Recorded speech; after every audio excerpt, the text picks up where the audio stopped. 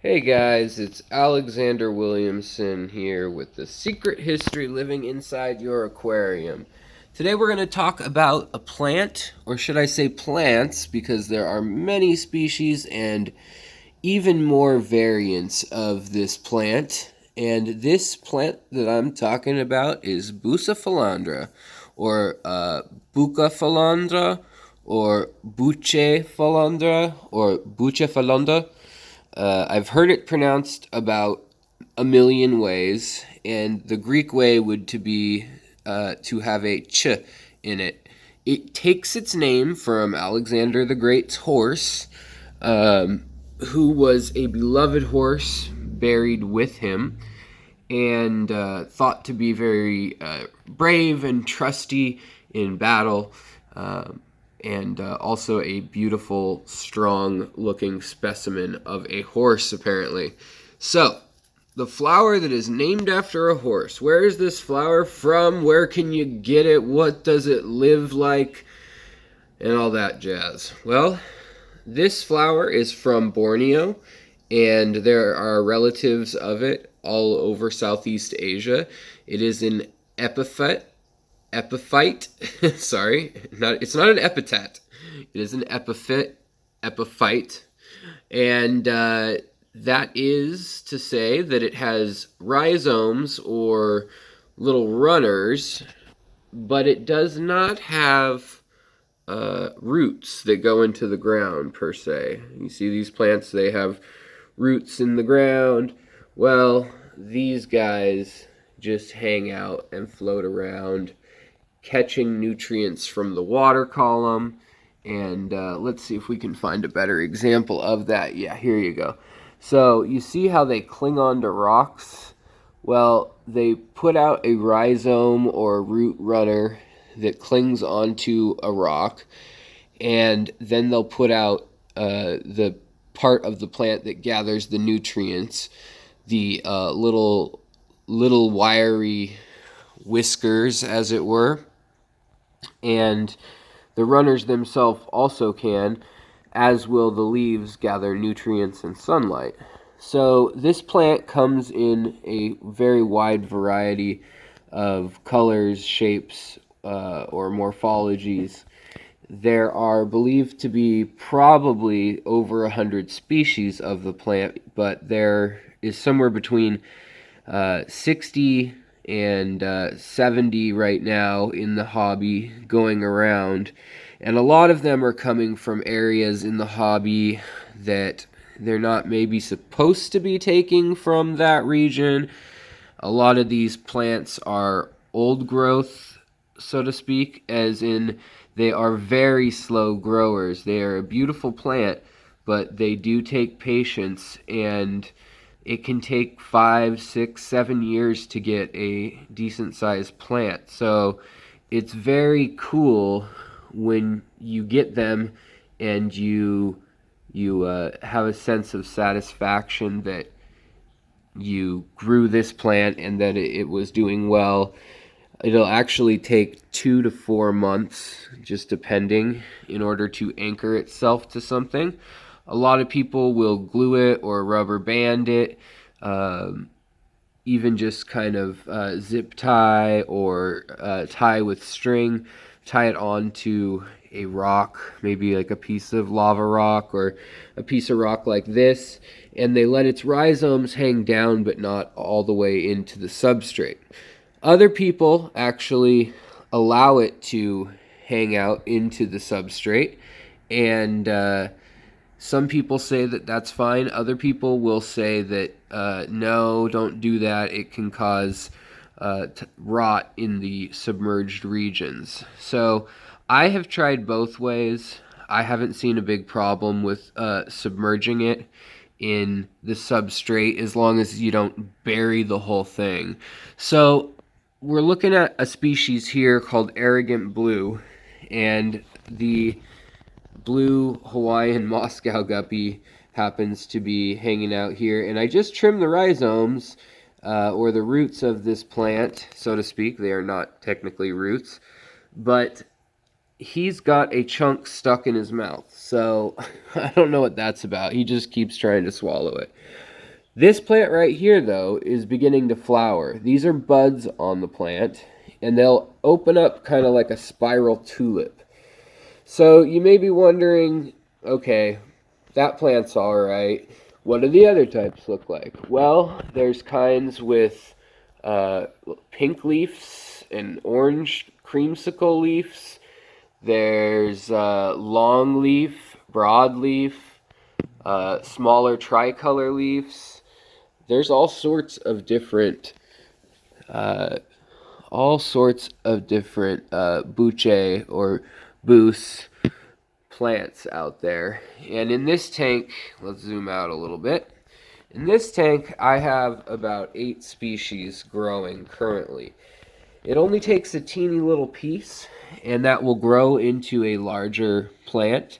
But as I said, they grow slowly. So the plant back here, for instance, this large one, which I believe was like an Achilles red or something like that, is somewhere along the lines of 2 years old, and it was about probably without the leaves the size of this one. So if you can see my reflection in the window, it was about the size of where these two fingers are. See these two fingers?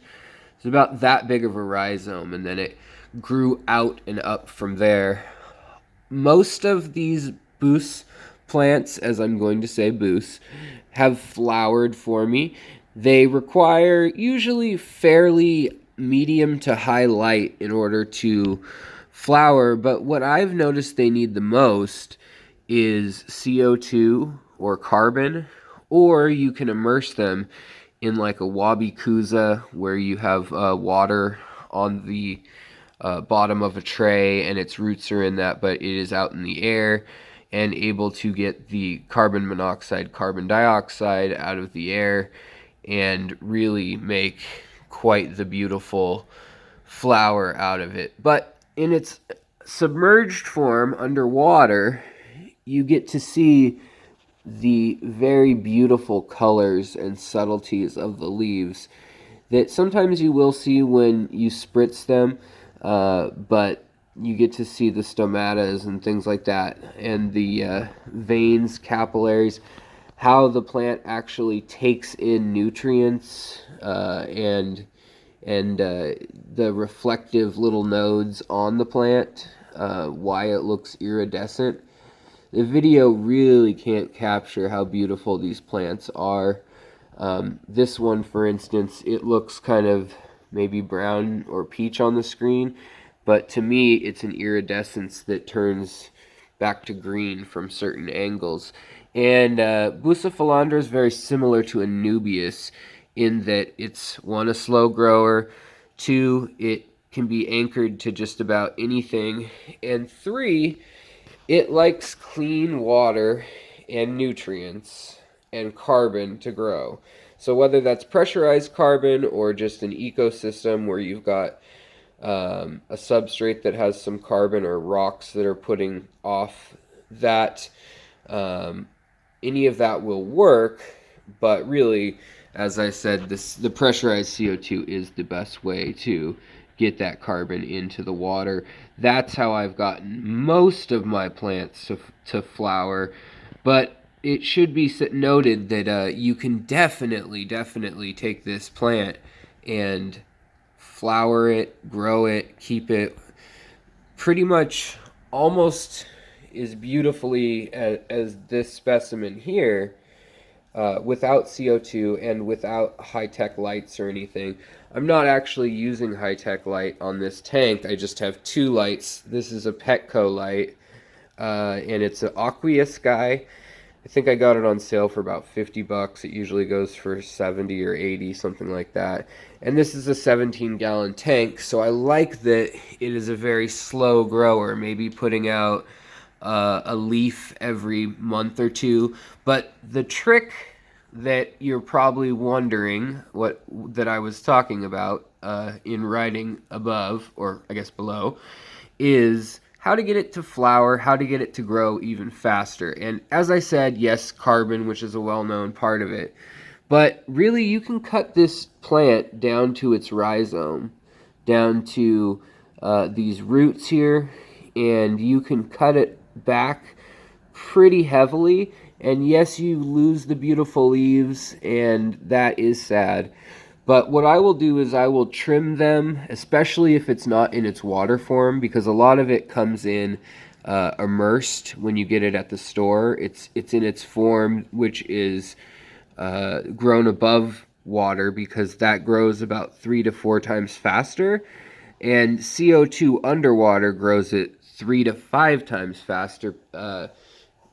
Botanists have found when I was doing some reading. So the CO2 is a big part, but also feast and famine helps it. So basically, taking a piece of the Buce, like this plant here, I had it hidden back. Let's see if there's still a spot back here. I had it hidden back behind these, well, wires aren't underwater. Had it hidden back in here where it was fairly dark. You can see there's another little piece floating up here. But they're not under the direct light. They're kind of just hanging out. And they're in the corners, which for this tank is where the flow is. So the flow is really important because that gets the nutrients passing by the plant as much as possible. So that is a major factor. And also the water temperature, you want to keep it actually on the cooler side before you try to flower it. So you want to keep it around 20 to 22 Celsius, or 65 to 73 or 4 degrees. And then what you do is you take it out of that darkness and you put it into the light, out of the darkness and into the light, and basically that will kind of trigger a spring or sunny season growing flowering period. Like with most plants, it kind of flowers with a little more light, and so I'll leave the light on longer. On this one, I had it kind of hiding in the dark, like I said, and then I cranked up that light on it, moved it dead center, and these big leaves grew out about a month or two ago. And usually they don't grow that fast, but they were definitely half as long as they are now, and they're growing out very fast, and now it is budding. So that was the goal, and I wanted to show you guys one of the species blooming. I can do that trick with this one up here, which, if you notice, is actually not under the light either. It's back under that filter. So I hope you guys learned a little something. Really, you don't need to worry about your KH or your GH, any of that. It does kind of like low TDS water in general, just because it comes from an area that's very rainy, and it leans towards acidic water, but you don't need it. I think the pH in this tank is about a 6.5 or so, but you really don't need that low. It will survive all the way down to about 5.0 and all the way up to about 7.5 or somewhere in there. It can grow just fine. So you may be wondering why all the fish are swimming around the plant. And yes, I do notice they like to swim around the blooming plant, but I put 2 shrimp food tablets under there, and I guess everybody wants it right now. Or they just know that this is what's on film right now. So if you have any questions, please drop them below. Don't get tricked when you're buying online by all the crazy names until you look into it, research it a little bit for yourself, and find out, there's a lot of different species of Buce, and then there's color variants. And don't get those two things confused and end up paying, $40 for a little plant that really is the same as a $10 like wavy green leaf or something like that. And when it comes down to it, it's all about personal taste. So buy what you like and do some research if you're going to spend the money. But if you've got a well-planted tank and you're using fertilizer once a week or more, whatever regimen you're comfortable with the rest of your plants, I use ADA, Brighty Green, and then I used to use Easy Green from Aquarium Co-op.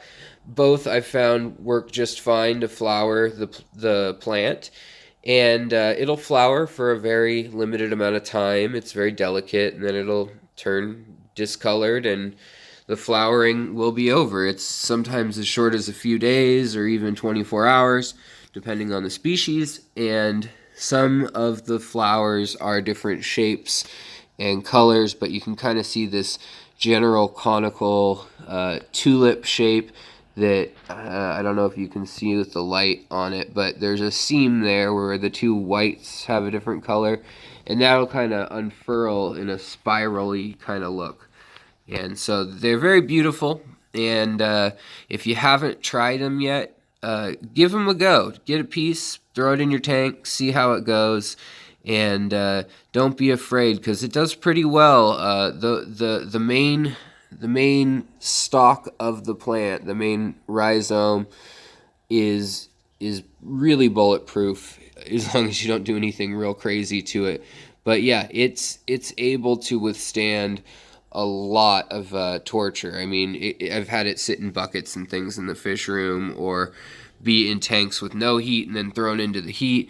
But it's always come back, and when you're cutting it and splitting it up, as long as you have like 3/4 of an inch or more room, then you'll be golden. You will have enough to turn into a whole new flower.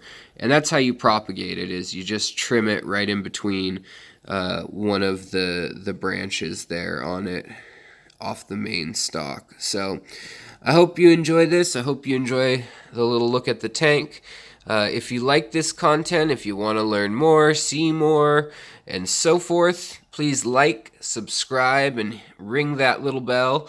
And then lastly, if you really want to support the channel, if you want to see more crazy kinds of Buce and so forth, please check out the Patreon page. That's what really supports any new microphones or cameras, things like that I pick up for the page. So, as always, take care of yourselves, each other, your tanks, and it'll all come back around. You guys have a good day, and I'll talk to you guys again soon.